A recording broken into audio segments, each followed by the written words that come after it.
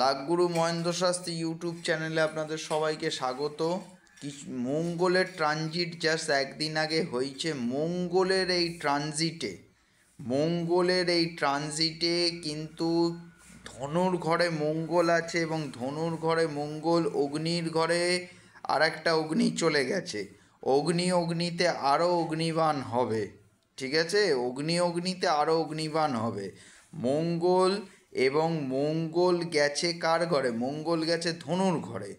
এবং বৃহস্পতি এখন বক্রী হয়ে রয়েছে। বৃহস্পতি বক্রী হয়ে যাওয়ার ফলে বৃহস্পতি যেমন উল্টো ফল দিচ্ছে, মঙ্গল ধনুর ঘরে যাওয়ার ফলে ওই পঞ্চম ভাবে পুরো রাশিচক্রের নবমভাবে মঙ্গল যাওয়ার ফলে নবম ঘরে মঙ্গল থাকাটা কখনোই ভালো নয়।